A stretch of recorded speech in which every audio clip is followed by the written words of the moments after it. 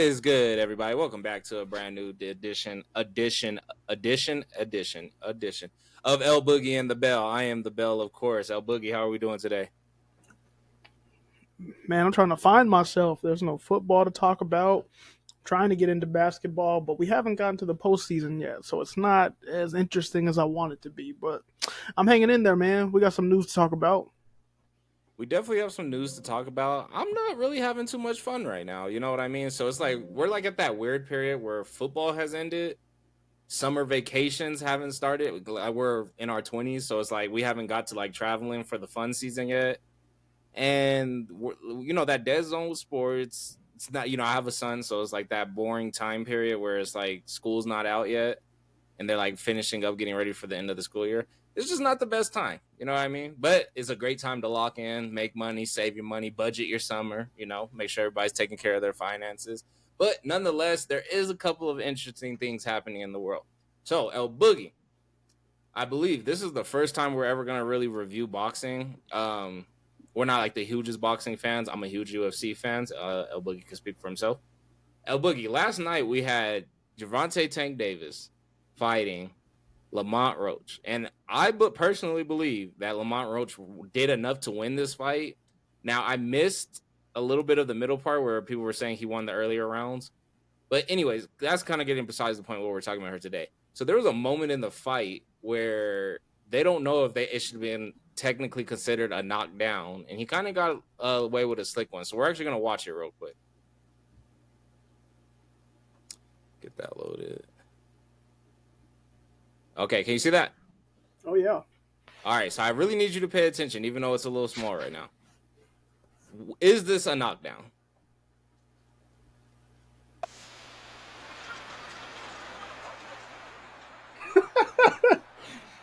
Nah, that ain't no knockdown. He didn't do anything. He just took a knee, which was weird. It was weird that he did that. Let's give another one.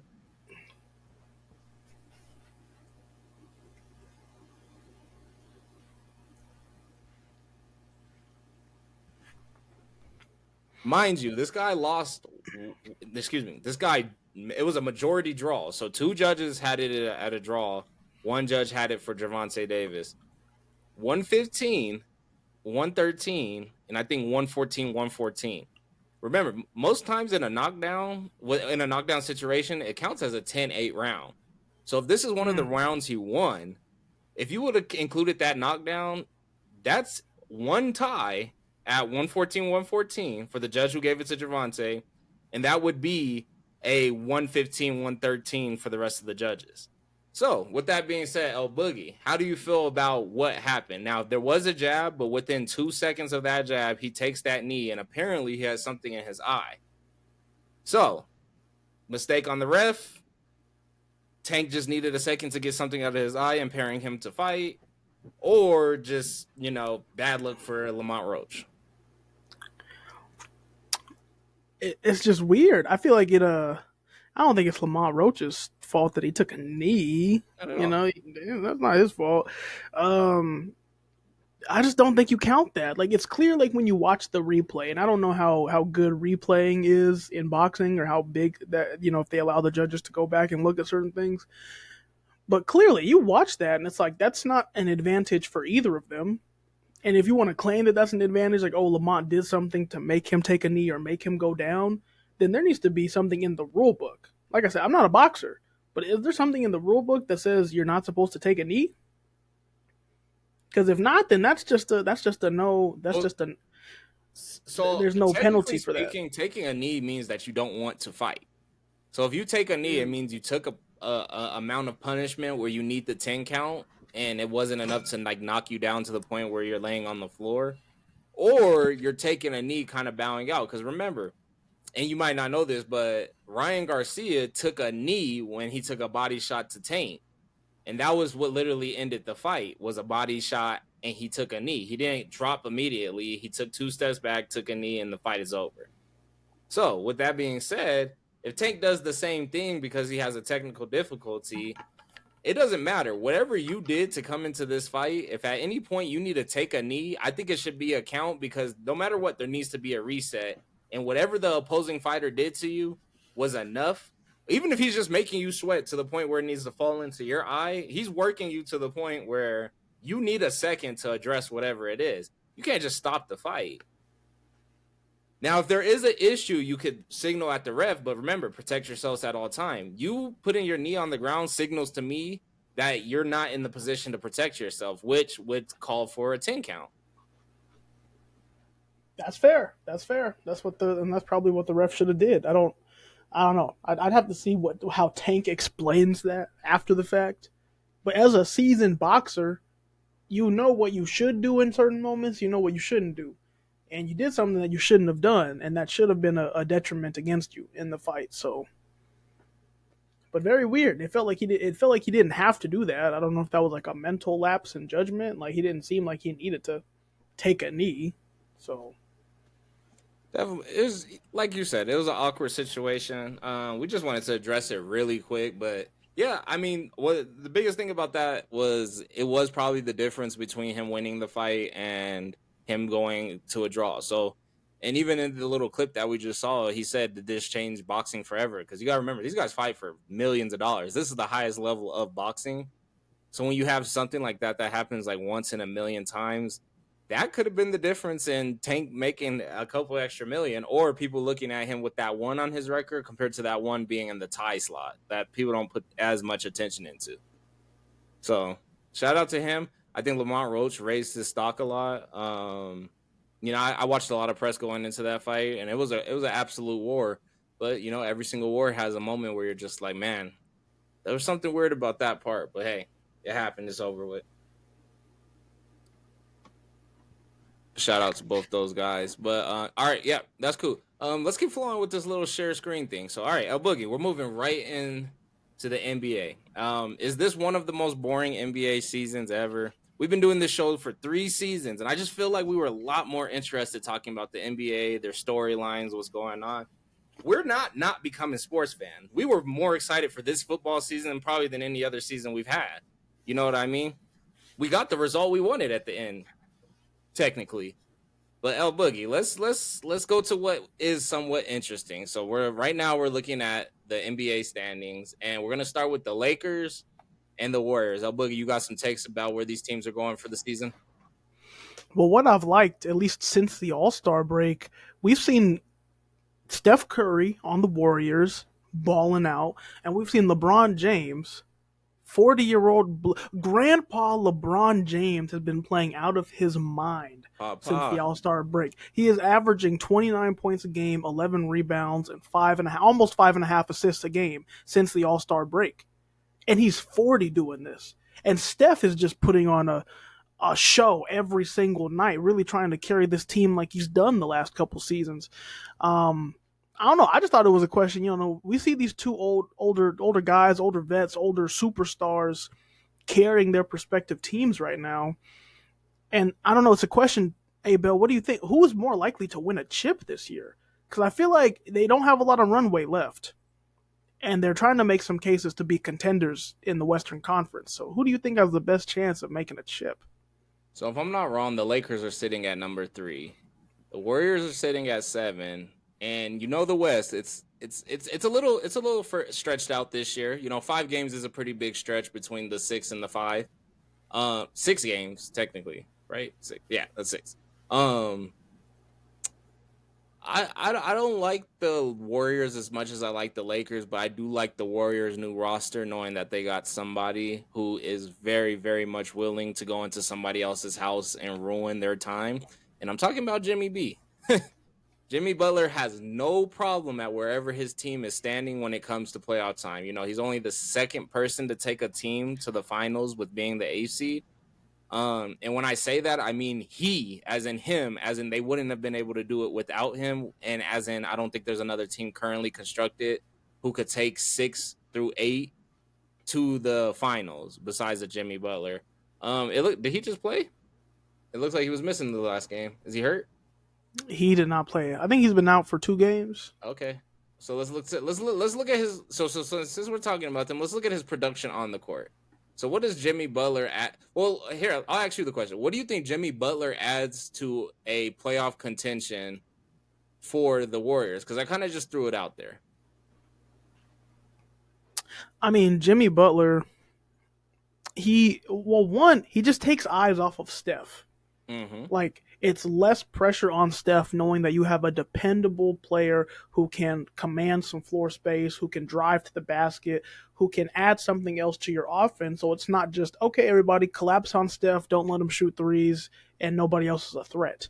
Now you have Steph who can score from anywhere on the court. You have Buddy Hield, who's also a pull-up three-point shooter, and you have Jimmy Butler, who's your striker, your slasher. He'll drive to the. You give him an open lane, and he's gonna take it to the hole. So he just makes them more dangerous. Honestly, more dangerous, harder to guard.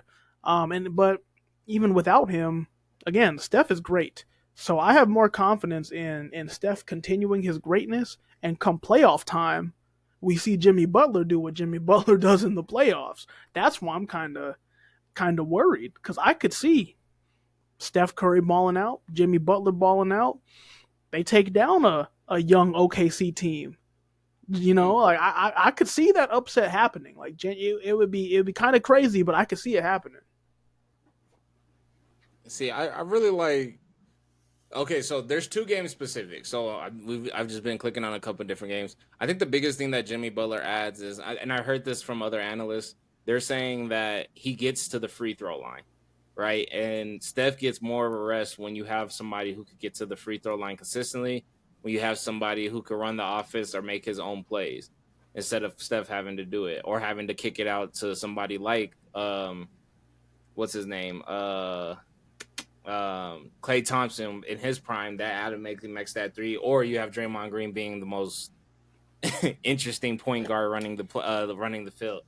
So I think Jimmy Butler, the number one thing that he offers to this team is this 21 points, 7 rebounds. It's 21 points, 7 assists, and 9 rebounds. It is attracting so much of the play of the Warriors that I feel like Steph could be as free as he wants. This is the second game that I clicked on where his numbers were similar to this.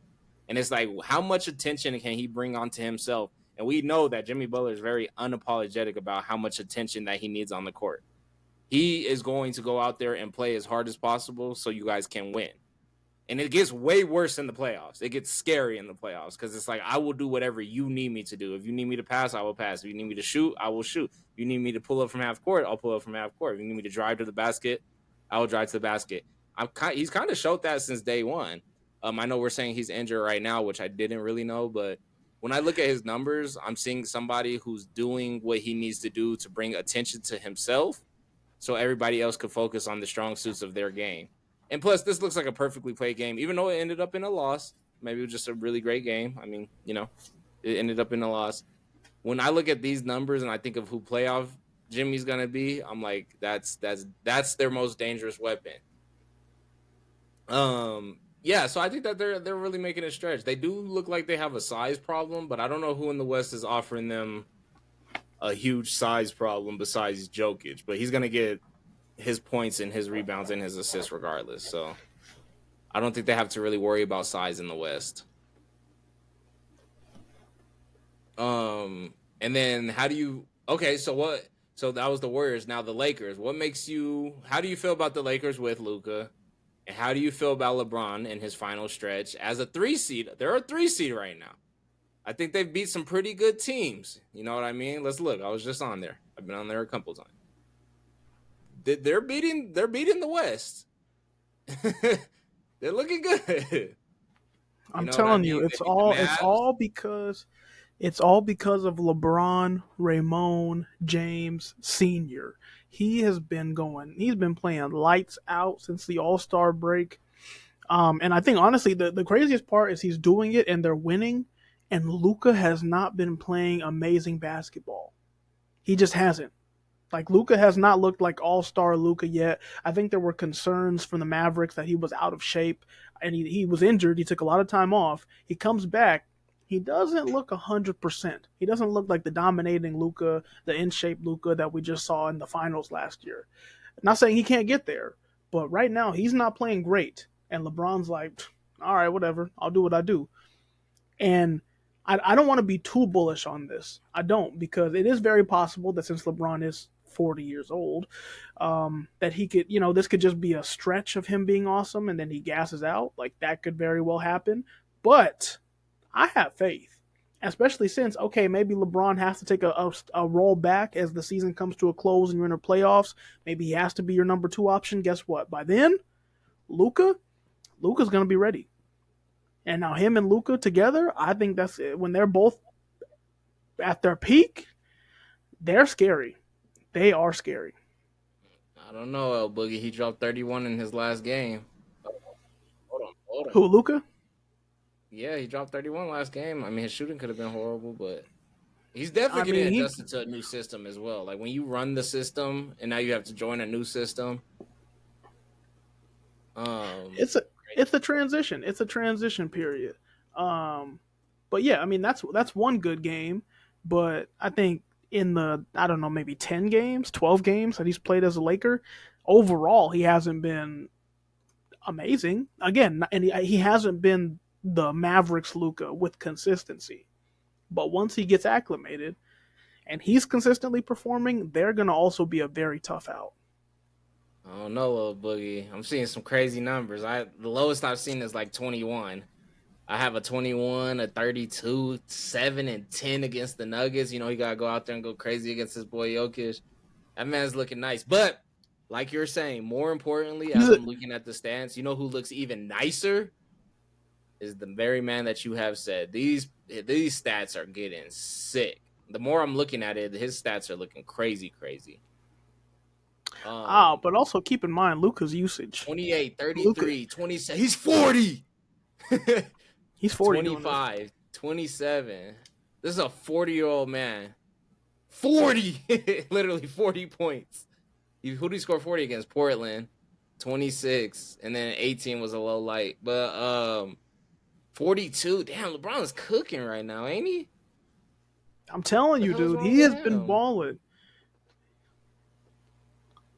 Even when he scored 18, 7 and 6. Like, what more can you want out of a 40-year-old man? Yeah. Go James for My sure. only Okay, my only so point my only point against Luka is his efficiency isn't great. He's 95th in field goal percentage on the season so far. So he is scoring. It's not that he's not scoring, but Luka should be a top 30 in field goal percentage. He's yeah, but bottom, volume players are you volume know. players. You don't dislike James Harden because he's not the most efficient. So they don't necessarily play them. I mean, that's the problem with the league we're having right now is it's efficiency ball. It's like, well, we're okay with shooting 30% from the three-pointer, knowing that statistically speaking, we're still going to be able to put up more numbers than trying to drive to the hole every single play. So it's like, does Luka need the freedom to shoot his way out of situations? Yeah, but so did a lot of people like Kobe. Some people just need to be able to shoot their ways out of system. Carmelo Anthony, not the most efficient. Could he ball? Can he put the ball in the hoop? Absolutely. You're not always going to have a Kevin Durant who it doesn't matter. Like, if he gets hot, it's over with. He's just a great shooter, a great player, everything like that. Some of these high scoring players, like a James Harden, Luka Doncic, like, you got to let them chuck it up, and they're not going to be the best shooter. At least that's what I've noticed in time. I don't think that has dropped their stock in this league. Is it a championship winning play? No, but it got them to the finals last year. Yeah, so. But, I mean, Kyrie shoots it at a very high rate, so, hey. Maybe, I mean, I don't want to take anything away from him for anybody else's inefficiency. But, yeah, if you're shooting 30 times a night, come on. You know what I mean? All right. Now, But either way, I briefly feel like. speaking, go Oh, go ahead. ahead. Go ahead. No, you got it. Because I was gonna move on. No, Go ahead. I was just gonna say, obviously want the Nuggets to win this year, but for some reason, I really don't want to play the Lakers, and I really don't want to play the Warriors. I want to play the Warriors. I don't want to play the Lakers, and I think that lets you know who I think has the better chance out of those two teams to make it to the finals. I truly do believe the Nuggets are one of those overall teams where it's like this is the same team that they built. Yes, a couple people left, couple people came. They're not as strong on the bench as I would like them to be. I got the alert today that they lost this game. I don't really like their bench play. I do think they need to be playing 10 players a night just to completely figure out what they want to do. as far as the playoff goes, are they relying on Russ? Obviously, he's playing 36 minutes a night. You know what I mean? Like that's up there. That's a starter. So I'm like, I don't love the Nuggets bench right now. Like when I look at the bench of this game, I'm like, this is not what I want to see out of the Denver Nuggets. I don't want to have because you're relying on everybody having to score 25 points a night. I don't think that's a winning method. Knowing that automatically Jokic is 25 of those points and 10 of those assists. So I don't love this method, but hey, I think it's too late to get anybody off the market. So what they have is what they have. I don't love this bench as much as I love this bench. We could obviously see the production difference in the benches, right? For sure, but I mean, it's only a 7 point loss. 7 points. For sure. But I don't think it's sustainable compared to when they had a Reggie Jackson, compared to when they had Paul Millsap, compared to when they had KCP was a starter, but he was just such a prominent I was player. about to say, man, we had Bruce Brown off the bench. Christian Braun was a bench player. Now he's And now he's playing starting. at the he's starting at the three now. Really at the three? How tall is this young man? I don't like it. I don't like their bench. I don't like their bench production. Let's see what the Pistons bench production is. Okay, ridiculous. Well, they're figuring themselves out. This is a bad example. There's not a superstar on this team. Shout out to Tobias Harris, man. I didn't know he played for the Pistons now. Oh, man, that's heartbreaking. Okay, yeah. So, but that's exactly what I was moving on to. So, what about these two conferences? What are you looking into? So we just looked a little into the Nuggets. I do think the Nuggets are an overall team. I think that they are the team to beat you very slowly in the playoffs. I don't think that they have as much pressure as they did last year when they were getting their butts kicked by the Timberwolves. I think that they could easily go to the finals. Do I think people want to see them in the finals? No. But is that a reality? Yes. And I feel that way with the Thunder as well. Who else you got your eyes on the West? In the West, really the top three, the Warriors. Everybody else, I'm just not sold on. The Rockets are a pretty young team. I'm not sold on them. The Grizzlies, I feel like they could maybe pull off like a first round win, but I don't think they're getting further in the playoffs. The Timberwolves made the worst trade of the offseason, in my opinion. Sending away Cat to New York. That team has not looked the same since since the off season, and yeah, they have not looked like the same team. So Now I gotta everybody hold you else in the West, I am responsible, worried. Boogie. Did I not say that the Knicks got better in this trade? You did, and you were right. Yeah, and I was thinking people were. I don't think people are giving Carl Anthony's talent. I don't know if it's because of his voice. I don't know if it's because of his style of play. But I'm like, they lost a huge asset with losing Carl Anthony Towns. Like he's strapped when he needs to be, and when he wants to play aggressive, he's a very prominent player on that team and the team he's currently on. So I'm like, I don't know. I thought that they took a huge major L, but I mean they're in the that play-in right now. and that trade for Julius Randle, like you traded off Cat after having a good season for Julius Randle, who honestly hasn't looked great in like 2 seasons. Is he healthy? I mean, he was healthy at the beginning of the season, but like I wouldn't like you just had a great season. You just made it to the Western Conference Finals and you get rid of your second best player for Julius Randle. It just doesn't make sense.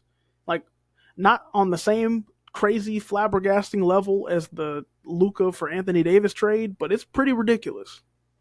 I don't think bro's even healthy. I think that's what made the trade way worse is that Julius Randle hasn't been healthy. He's great when he plays, but he hasn't been healthy. Look at this. 3 games apart. So they're missing him for this part of the season, which is a very important part of the season. They're literally in the play-in. And he's a no-show. Here, let's see it. Let's check on it. Julius. I spelled that so wrong. Oh, no, I didn't. Yeah, I did. He's only averaging 18 points a night when he does play. Like that's not the production. Cat was giving you 25 and you're They're on traded their that for 11th 18? different starting lineup in the past 16 games. That's interesting. That's terrible. Yeah, no, they're You had a team that had potential and that was a step away from a finals appearance, and now you regressed into a team that's trying to figure itself out again. Yeah, Crazy trade. Crazy that's tough. trade.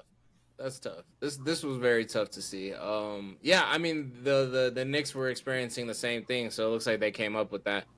All right. All right, moving to the East. Do you got your eyes on? Oh my God, how do you feel about Kevin Durant's season? I do not think they're making the play in this year. I think Kevin Durant, I don't think he'll voice it, but I mean, there's rumors going around they're going to trade him in the offseason.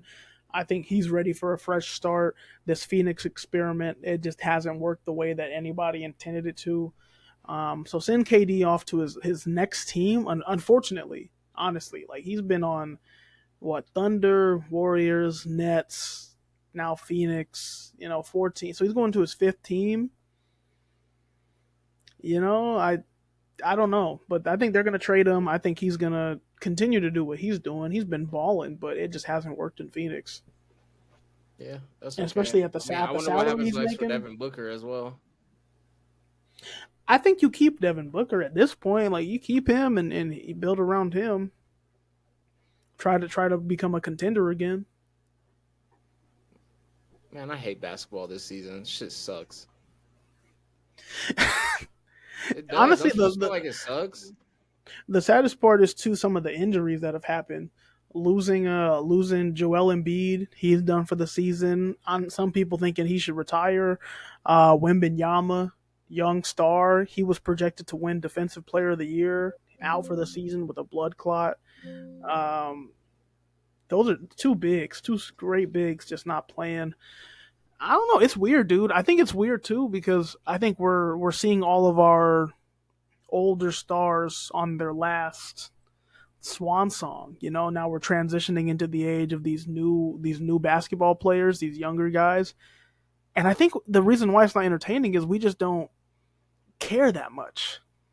Like There's no. I don't have anything against Jason Tatum. I really don't.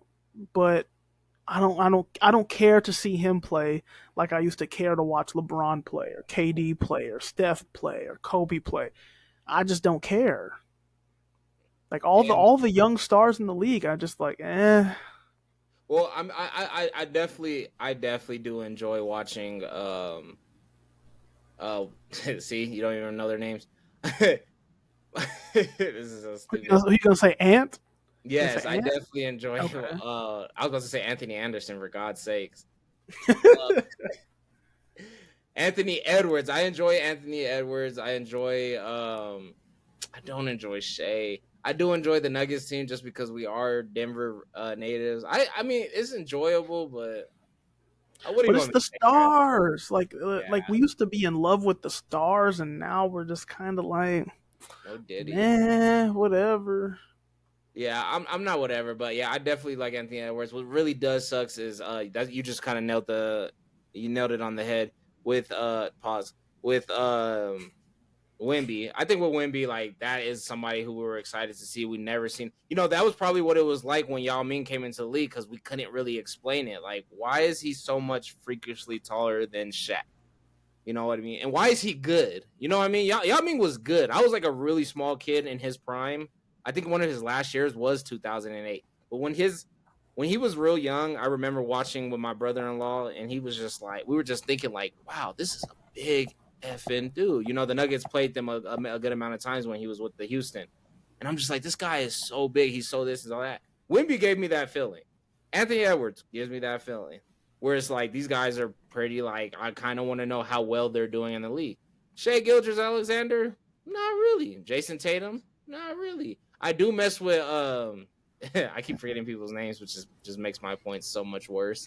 Uh what is the dude's name who got blackballed? Oh, John Morant? No, this is so sad. No. Oh Lord. See, this is the case Jaylen in point. We don't Brown. even. Oh, Jalen Brown. Yeah. Oh, I mean, But I again, like don't I used to. follow these people. I don't follow celebrities on social media besides like the ones like I don't really follow celebrities. That's not my thing. So I don't feel a connection as a fan to any of these players because I don't see them enough. And people like LaMelo, like they are entertaining to me, but even there, like it's not like bridging me over to be like, oh, I'm gonna watch the highlights of a Hornets game. Like I'm just not. I'm not. So I don't know. It's tough, man. Before we keep having the same depressing conversation every other week or every week, they damn near pushed our show to every other week because it's such a boring time. Let's move on to something a little more exciting. El Boogie, we have the NFL Combine. I actually think we could cut the screen for this one. So the Combine is here. It is over, actually. What are some of the highlights you saw from the Combine this year? The thing about this combine and the trend with the combine that I don't like is a lot of the star players, a lot of the high top end college recruits, they're not participating in any of the drills. Sanders didn't throw, didn't do anything. Cam Ward didn't do anything. Travis Hunter didn't do anything. Ashton Genty didn't do anything. Abdul Carter from Penn State didn't do anything. So all of these top guys not participating in the combine almost makes the event redundant. And I understand why they do it, because when your draft stock's already through the roof, what is running a 40 going to do for you besides potentially make it worse? Yeah. So I think it's still a great opportunity for those guys who aren't, projected first round picks to go and show that they have potential or show off their athleticism. But yeah, I don't like the trend. I don't like the trend of not utilizing the combine anymore. Or sometimes they'll say they're going to throw at their pro day instead, which I guess it makes more sense. It's more of a controlled environment. You throw to your guys, your receivers that you have rapport with. But yeah, even Jalen Milroe from Alabama, right? He's a guy not projected to be a first round pick. Show them what you can do. He throws the ball. He decides to do all the throwing drills, but he didn't do any of the athletic drills. He didn't run a 40. He didn't do a broad jump. You know what I mean? Like, show off your athletic ability. And he didn't do that. All he showed was that he's sometimes can make a good throw. Sometimes he's a little late on the ball. Like, that's it. Like, guys aren't utilizing the combine the right way, in my opinion. I think they are. I think they are using the combine the right way. I think it is kind of like taking a stand as well, because we've heard it throughout time where it's like you can't judge me based off of all these numbers, analytics, and statistics. Some people actually get away with that because technically it's not supposed to work. Like Russell Wilson's not supposed to work in the National Football League. What's the dude for the Cardinals? I'm Kyler Murray. Kyler Murray's not supposed to work for the NFL. Jared Goff is supposed to be the best ideal quarterback, frame size and all, right? For a pocket passer. It still is the game of football, and the only people who should be worried about the actual combine is the people who are using their athleticisms to fit those analytics. But the people who balled out for 4 years, the people who are in the top 100 for the Heisman, these guys are worried about something that they worked for their whole lives, that they were gifted and talented to be. Their money is affected by their draft spot, right? These rookie contracts are not the millions and millions of dollars that brings generational wealth. Granted, I have not made nearly as much money as a rookie contract in 1 year as any rookie. I'm maybe number 242 if he gets a full year contract, right? I haven't made that much money, but for them, they've worked their entire lives for this moment. So when Caleb Williams says, I'm not going to throw, I have 4 years of starting experience, maybe 3 years, because I don't know if he played all 4. 3 years of starting experience of film and situations and stuff that any drill that tests this analytics, speed, swiftness has nothing to do when you have 300-pound linemen running at you full speed. I'm sorry, you just can't measure it. So that 40 drill, it's cute, but you've seen what I've actually done. Now for the player who is not, he did not have the best film or anything, or he wasn't put in the best positions in college to have this amazing film, but his athleticism fits the NFL. That's who should be taking advantage of the combine. I don't think anybody 1 through 30 should be considering the combine. Seriously, offensive line, D line, everybody. If I'm a defensive lineman and I'm Aaron Donald and I dominated in college, it does not matter if I could do 37 bench reps Or if I could do 56. You know why? Because I have proven to you I know how to get to the quarterback. I'm strong. I'll come work out with your team. I'll do this and I'll do that. What is the combine proving about football compared to athleticism? Please tell me. I mean, it proves your athleticism. That's all it really is, your athleticism and your skill at the drills. But I would say the top like 5 to 10 guys. I think the top 5 to 10 guys, the guys that we know are like blue chip recruits. They shouldn't. They shouldn't even go. To be honest with you. But after that, I don't know, dude. Because my thing is, yes, the combine. If you're a first round prospect, yes, it might not benefit you, but it has, or no, it rephrase. It has potential to benefit you. It could, you showing out at the combine, that could be the difference between you being an early second round pick to being a mid first round pick. It could be the difference between you being pick 15th overall versus pick 9 overall. And even though you're still first round, every pick matters because the earlier you're selected, the bigger your rookie contract can be. So every single slot is money on the table. So for those guys, like I said, top 10 people who we know are going in the top 10, you know what I mean? But if you're, okay, I'm borderline first round, maybe second, go to the combine, ball out, you will cement yourself as a first round pick. You know what I mean? Like, it matters for those guys. And for the film part of it, they only invite, I think, like 300 people to the combine. So all the people they invite are people with good film. They don't, you know what I mean? Like, they don't invite the guy who just started 1 year and played good but not great. They don't invite him. They invite all the people who have good film, high, like, actual draftable people. So yeah, I mean, I agree. Top guys, you can sit down. If anything, give those spots to other guys. But outside of that, I think everybody should participate, unless there's something that's gonna, oh, I'm gonna test terrible or I'm gonna do this terrible. Then don't do it. But everyone should participate. And another thing for me is, like, you have people, and this is story time. You have people like Philip Lindsay who didn't get invited to the combine, had one of the amazing senior year. It was like technically a super senior year. Had a great senior year though. That senior year where they actually went to the what's it called, to the Pac-12 championship, where they got beat down by Washington. They still made it to the Pac-12 championship. I'm talking about top 10 Heisman season. The next year he comes back and has a great solid year. They're a little bit less of a team. This man didn't get invited to the combine. Did get invited to a couple pro days, did get signed by the Broncos, did end up getting a contract. And I'm just thinking, what measurements did this 5'7", because they got him listed at 5'10", but trust me, I know who Phil Lindsay is. 5'7". What could you tell this 5'7" person about his athleticism in the combine that he didn't go out there and prove with every single opportunity he got? So I'm thinking, if you're a 1 through 30, you can, like, what is the point of going to the combine besides lowering your stock? They're just trying to figure out whether or not you're 15 or 16. And it's like, no, you saw but what that I matters. did on the football field. That's hundreds of thousands of dollars at the rookie contract level, though. That and matters. It does matter. That's why it matters. It doesn't change the fact that if I was 15 going into the combine and I get pushed back to 25, it's like that didn't mean no justice. And I could have just said, I don't want to do that. Go look at the 13 sacks that I got last season.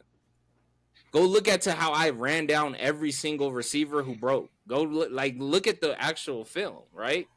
Because I just don't think it's fair. Because I think one of the biggest testaments of this is, and this is what we could finish the show with. The biggest testaments of the combine. Did Cam Ward or Shador go? They went. They didn't participate in any drills, but they were there. Okay. A lot of what will happen next based off of draft picks. Because now I'm talking about draft picks. I'm not talking about combine. For draft picks, a lot of testament will show where it's like Cam Ward strong, beefy, though it has a whip. Like when he throws the ball, I'm talking about perfect spiral, hits the receivers right in his hand. Shador has a lot less of the qualities that I just named, but situational awareness, grit, clutch. Pick who you want. But if you're going strictly off of athleticism compared to football talent and ability, I mean, hey, Tom Brady's the GOAT. Tom Brady doesn't look like he knows how to throw a punch. Like Tom Brady doesn't look like he does anything besides the 600-meter hurdles, 800 meters, because he looks slow. So he looks like just somebody who could just stride long. I don't even know if you want to give him on the hurdles, to be honest with you. Like, I don't think. You know? But yeah, he's the greatest football player of all time in most people's eyes. So I'm just like, we have to be realistic about, should the best athletes with the best films go to the combine? I like the combine being boring. I like the combine being less names because those guys are really fighting for their lives to keep playing football. Anybody who's 1 through 30, all you're doing is taking the spot of somebody who could really use it. But it matters for those guys too. 30? Would you rather be drafted 30 or 15? I'd rather be considered the best player coming out of college football like Travis Hunter and not do the combine than be considered the best player like Travis Hunter. That was not the question I asked, sir. Would you rather be drafted 30 or 15? Does the combine get me to 15? It can. It certainly can. No. No, God. I don't think the combine helps you get to 15. I think the combine helps you get to 30. I think the combine helped Xavier Worthy get drafted in the first round. But that's my whole point. If Xavier Worthy does not run that record-breaking 40, the Chiefs don't trade up to draft him. I don't think anybody in the first round drafts him. Would Caleb Williams draft stock of fell if he would have threw? I guarantee you. I'm not arguing for Caleb Williams to participate. I'm not arguing for that. I'm not arguing for Cam Ward or Travis Hunter to participate. Okay. I'm arguing for anyone who's not a surefire top 5 to 10 pick should go and participate. Then I'm in agreement. And honestly, even people, honestly, to be real with you.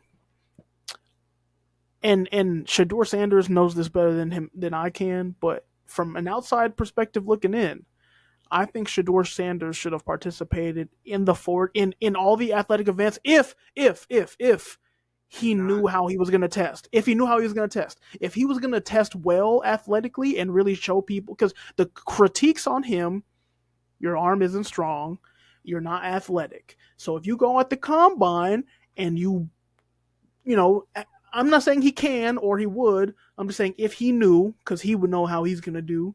If he knew, oh, I'm going to go test crazy, why not go test crazy? Because guess what? Then you cement yourself. I've heard analysts say that they think Shedeur's going to fall.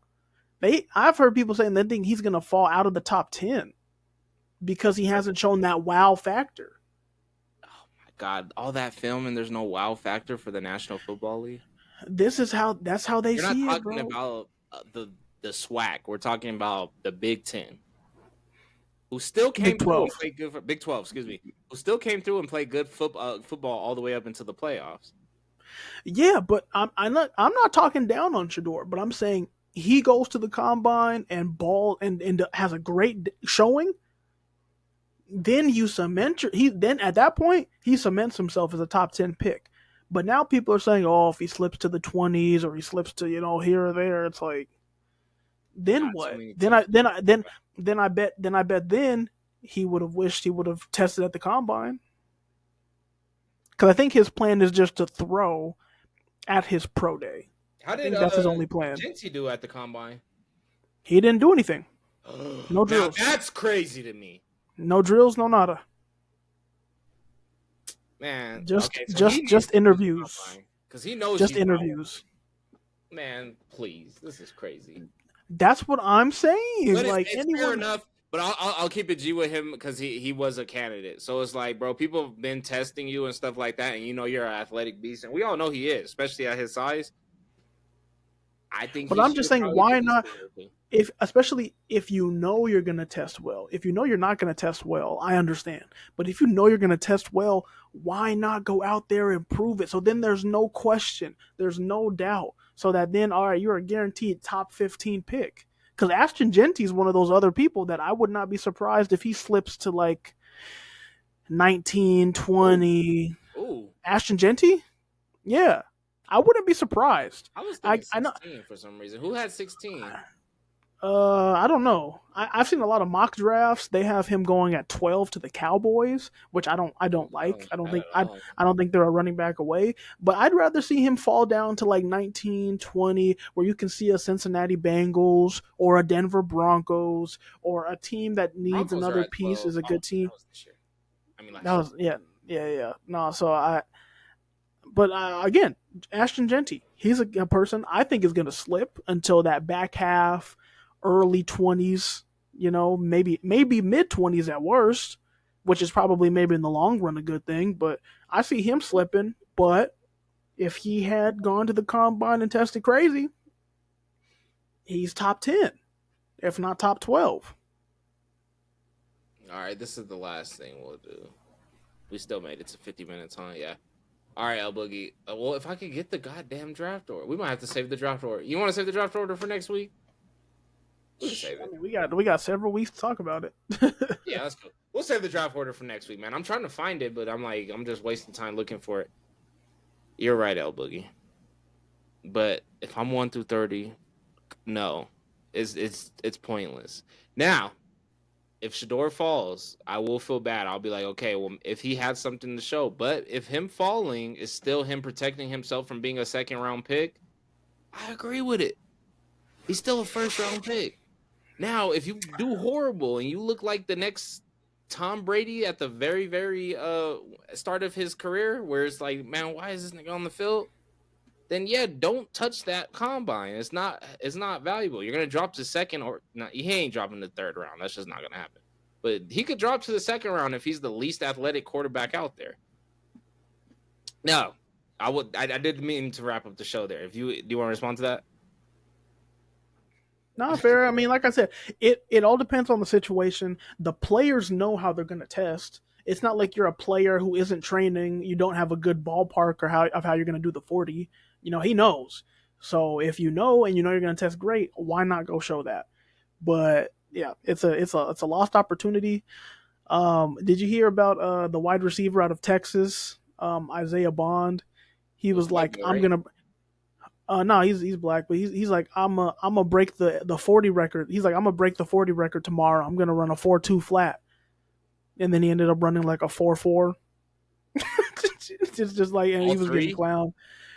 I think they only get two, Oh, he didn't but run anything fast. I think his first one was like a 4.42, and his last one was like a 4.39. Now that Still might have been fast, fire but though. That's kind of smart because 4-4 is not bad. But what if his goal was just to get all the attention on him? it's a smart tactic, I guess. If that was your objective, it definitely worked.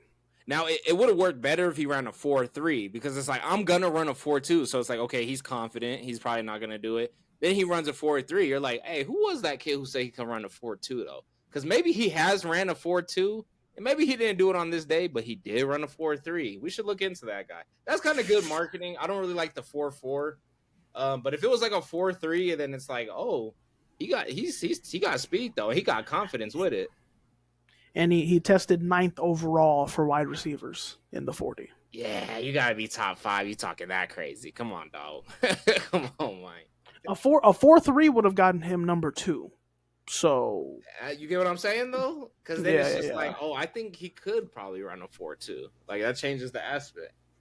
But anyways, I think that about wraps up another edition of El Boogie and the Bell. El Boogie, can you please take us out like always? Hey, once again, we appreciate y'all tuning in to El Boogie and the Bill. Make sure to go like our clips on TikTok, leave a comment. Make sure you're following us. Check out the full video on YouTube. Help me and A Bill out, man. Let us know what y'all think. Let us know if there's anything you want us to talk about. Give us some ideas. This is a very down season for us until the NBA playoffs. So help some brothers out. But again, we appreciate y'all like always, and make sure you tune in next time. Peace.